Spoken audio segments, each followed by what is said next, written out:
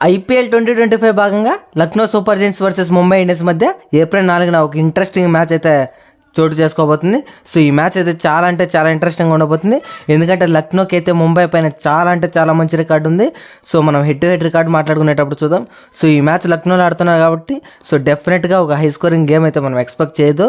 So లో scoring కాబట్టి ఒకసారి హెడ్ టు హెడ్ రికార్డు విషయానికి వస్తే టోటల్గా 6 మ్యాచ్లు జరిగితే ఎల్ఎస్జీ అయితే 5 మ్యాచ్లు గెలిచి కేవలం ఎంఐ అయితే ఒక్క మ్యాచ్ గెలిచింది. సో ఇక్కడైతే మీకు క్లియర్గా తెలిసిపోతుంది ఎల్ఎస్జీకి అయితే అప్పర్ హ్యాండ్ ఉంది.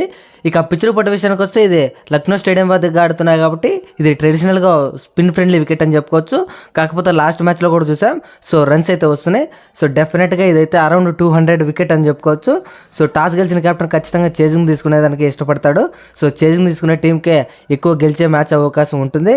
సో డెఫినెట్గా ఇది ఒక అయితే హై స్కోరింగ్ కాదు, అలాగని లో స్కోరింగ్ వికెట్ కూడా కాదు. సో ఏ సాయిల్ వాడతారా, రెడ్ సాయిల్ వాడతారా, బ్లాక్ సాయిల్ వాడతారా అనేది పెద్ద క్వశ్చన్ మార్క్ అని చెప్పుకోవచ్చు. సో రెడ్ సాయిల్ వాడితే డెఫినెట్గా బ్యాట్స్మెన్స్కి చాలా ఈజీగా ఉంటుంది. ఒకసారి గ్రౌండ్ స్టాట్ చూసుకుంటే టోటల్గా 16 మ్యాచ్లు చేస్తే 17 సార్లు ఫస్ట్ బ్యాటింగ్ చేసిన టీం, అలాగే 8 సార్లు సెకండ్ బ్యాటింగ్ చేసిన టీం గెలిచింది. సో హైట్ స్కోర్ చూసుకుంటే 235 ఉంది. ఇక ముంబై టీం విషయానికి వస్తే వాళ్ళు ఆడిన 3వ మ్యాచ్లో అయితే ఎక్సలెంట్ కంబ్యాక్ చేసి సో చాలా డామినేటింగ్ విక్టరీ అయితే కేకేఆర్ పై కొట్టడం జరిగింది. సో డెఫినెట్గా ముంబై ఇండియన్స్ ది బ్యాక్ అని చెప్పుకోవచ్చు. వాళ్ళకి తగ్గట్టు వాళ్ళ ప్లేయర్స్ తగ్గట్టు వాళ్ళు కానీ ఆట ఆడితే డెఫినెట్గా ముంబై ఇండియన్స్ టీం ఒంటి చేత్తో మ్యాచ్లు గెలిచేస్తుంది. సో లాస్ట్ మ్యాచ్లో మనం అయితే ఫుట్బాల్ స్కోర్స్ అయితే చూసాం. సో వాళ్ళ బౌలర్స్ ట్రెంట్ బోల్ట్ అలాగే దీపక్ చహర్ కూడా పవర్ ప్లేలో వికెట్స్ ఇస్తారని చెప్పుకోవచ్చు. ఎస్పెషల్లీ లాస్ట్ మ్యాచ్లో అశ్విని కుమార్ లాంటి ప్లేయర్ అయితే డెబ్యూ చేసి వరల్డ్ రికార్డ్ క్రియేట్ చేశారని చెప్పుకోవచ్చు. డెబ్యూ చేసిన మ్యాచ్లోనే 4 వికెట్లు తీసి సో 3 ఓవర్లకి 4 వికెట్లు తీసి ఎక్సలెంట్ ఫామ్లో ఉన్నాడని చెప్పుకోవచ్చు. సో ముంబై ఇండియన్స్ లాస్ట్ మ్యాచ్లో డెఫినెట్గా చాలా డామినేటింగ్ విక్టరీ కొట్టింది. సో ఆల్రౌండ్ షాట్తో కూడా అదరగొట్టిందని చెప్పుకోవచ్చు. ఎస్పెషలీ ఆ మ్యాచ్లో హార్దిక్ పాండ్యా కెప్టెన్సీ కూడా వేరే లెవెల్ అని చెప్పుకోవచ్చు. అలాగే Suryakumar Yadav so finishing touch కూడా ఎక్సలెంట్గా ఉంది. సో తన T20 బీస్ట్ మోడ్లోకి అయితే వచ్చినట్టయితే లాస్ట్ మ్యాచ్లో మనం అయితే క్లియర్గా అబ్జర్వ్ చేసాం. సో లాస్ట్ మ్యాచ్ అయితే ఒక రేంజ్లో ఫినిష్ చేశాడు. 2 6లు 3 4లతో అద్భుతమైన కంబ్యాక్ అయితే అతను ఇచ్చాడని చెప్పుకోవచ్చు లాస్ట్ మ్యాచ్లోనూ. సో అంతకుముందు మ్యాచ్లో కూడా టచ్లో ఉన్నాడు. సో లాస్ట్ మ్యాచ్లో మనకైతే క్లియర్గా తెలిసిపోతుంది so the sky is back అనేసి. సో డెఫినెట్గా ఈ మ్యాచ్లో కూడా చాలా ఇంపార్టెంట్ రోల్ అయితే ప్లే చేస్తున్నాడు స్కై అయితే. ఇక తిలక్ వర్మ కూడా తన రేంజ్ ఇన్నింగ్స్ అయితే లాస్ట్ 3 మ్యాచ్లు ఆడలేదు. సో ఎలా ఆడతాడో చూడాలి ఈ మ్యాచ్. సో ఈ మ్యాచ్ డెఫినెట్గా పేసర్స్ టాస్ గెలిచిన కెప్టెన్ ఫస్ట్ బ్యాటింగ్ తీసుకుంటే డెఫినెట్గా పేసర్స్కి అయితే డెఫినెట్గా ఛాన్స్ ఉంటుంది. సో బాల్ స్వింగ్ అవుతుంది కాబట్టి డెఫినెట్గా ముంబై ఇండియన్స్ అయితే అప్పుడు ఛాన్స్ తీసుకుని ఏమన్నా స్కోర్ చేస్తే కానీ చెప్పలేం.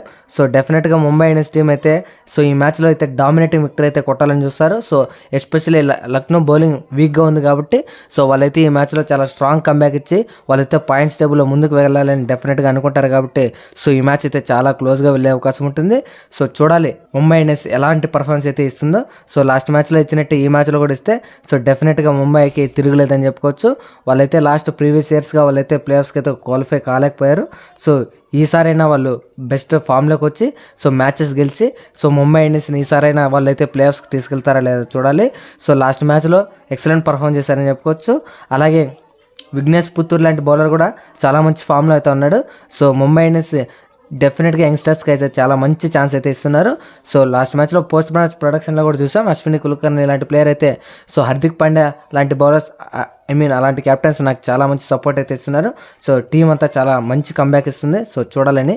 సో ఒకసారి ప్లేయింగ్ 11 చూసుకుంటే ఓపెనర్స్గా రోహిత్ శర్మ, రియాండ్రీ కల్టర్, ఇక 1 డౌన్లో స్కై, నెంబర్ 4లో తిలక్ వర్మ, నెంబర్ 5లో రాబిన్ మిన్స్, నెంబర్ 6లో హార్దిక్ పాండ్యా, నెంబర్ 7లో నమందీర్, నెంబర్ 8లో మిచెల్ సాంట్నర్, నెంబర్ 9లో అశ్విన్ కుమార్, నెంబర్ 10లో ట్రెంట్ బోల్ట్, నెంబర్ 11లో దీపక్ చహర్, అలాగే ఇంపాక్ట్ ప్లేయర్గా విల్ జాక్స్ వచ్చే అవకాశం ఉంటుంది. సో టీం అయితే చాలా బలంగా ఉందని చెప్పుకోవచ్చు. ఇక లక్నో సూపర్ జైంట్స్ విషయానికి వస్తే వాళ్ళు చివరిగా ఆడిన మ్యాచ్ పంజాబ్తో వాళ్ళైతే ఓడిపి ఈ మ్యాచ్లోకి వస్తున్నారు కాబట్టి డెఫినెట్గా వాళ్ళైతే ఈ మ్యాచ్ గెలవాలని చూస్తారు.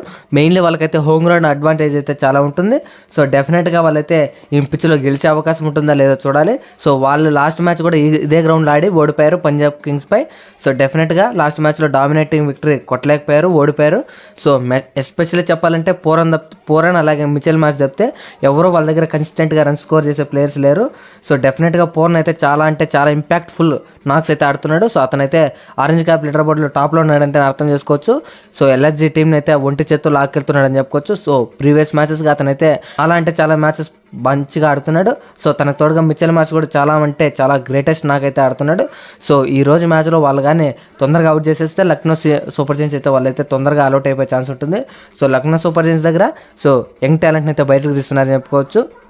సో లాస్ట్ మ్యాచ్లో వాళ్ళ దగ్గర అయితే దిగ్వీర్ రతి అలాగే ప్రిన్స్ యాదవ్ లాంటి ప్లేయర్స్ అయితే వాళ్ళ దగ్గర చాలా మంచి ఫామ్లో ఉన్నారని చెప్పుకోవచ్చు. అలాగే శార్దుల్ ఠాకూర్ లాస్ట్ మ్యాచ్లో పెద్దగా పర్ఫార్మెన్స్ ఇవ్వనందుకు అతను కూడా మంచి ఫామ్లో ఉన్నాడనే దాంట్లో ఎలాంటి సందేహం లేదు. సో డెఫినెట్గా ప్రిన్స్ యాదవ్ లాంటి ప్లేయర్ ఈ మ్యాచ్లో కూడా చాలా అంటే చాలా కీ రోల్ అయితే ప్లే చేస్తున్నారు లక్నో సూపర్ జెయింట్స్కి. లక్నో సూపర్ జెయింట్స్ అయితే వాళ్ళైతే వాళ్ళ రేంజ్ ఆట అయితే ఆడాలి. సో ఎస్పెషల్లీ ఈ మ్యాచ్లో రిషబ్ పంత్ పైన అందరి కలిగి ఉంటాయి. సో అతను ప్రీవియస్ 3 మ్యాచ్ల్లోనే ఎలాంటి రన్స్ అయితే అతనైతే స్కోర్ చేయలేదు. సో తర్వాత అతనైతే మంచి పర్ఫార్మెన్స్ ఇవ్వాలని లక్నో సూపర్ జెయింట్స్ ఓనర్ కూడా కోరుకుంటాడు కాబట్టి సో అసలే వాళ్ళిద్దరి మధ్య చూసాం మనము సోషల్ మీడియాలో వాళ్ళ పోస్టులు అయితే చక్కర కొడుతున్నాయి. సో డెఫినెట్గా ఈ మ్యాచ్లో రిషబ్ పంత్ నుంచి అయితే స్కోర్ అయితే మనం ఇస్తే ఎక్స్పెక్ట్ చేస్తాం. సో ఒకసారి ప్లేయింగ్ 11 చూసుకుంటే ఓపెనర్స్గా మిచెల్ మార్ష్, అలాగే ఎడెన్ మర్కమ్, నెంబర్ 3లో నికోలస్ పూరన్, నెంబర్ 4లో ఆయుష్ బడోని, నెంబర్ 5లో Rishabh Pant, number 6 David Miller, number 7 Prince Yadav, number 8 Digvijay శృతి, number 9 Avesh Khan, number 10 Shardul Thakur, number 11 Ravi Bishnoi. ఇక ఇంపాక్ట్ ప్లేయర్గా అబ్దుల్ సమద్ అయితే వచ్చే అవకాశం ఉంటుంది. సో ఇక ఏ టీం గెలుస్తుందనే విషయానికి వస్తే డెఫినెట్గా ఈ మ్యాచ్లో అయితే ముంబై ఇండియన్స్ ఫేవరెట్గా బరితెగుతున్నారనే దాంట్లో ఎలాంటి సందేహం లేదు. సో డెఫినెట్గా లక్నో సూపర్ జెయింట్స్ పోలిస్తే సో ముంబై ఇండియన్స్ టీం అయితే చాలా అంటే చాలా స్ట్రాంగ్గా ఉంది.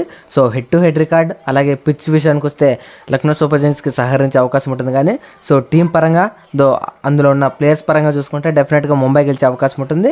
సో ఇదైతే ఫైనల్ ప్రెడిక్షన్ కాదు. సో టాస్ పడిన తర్వాత ఆల్మోస్ట్ 7-10కి అయితే నేనైతే మళ్ళీ మన యూట్యూబ్ ఛానల్లో అయితే కమ్యూనిటీ పోస్ట్ అయితే పెడతాను.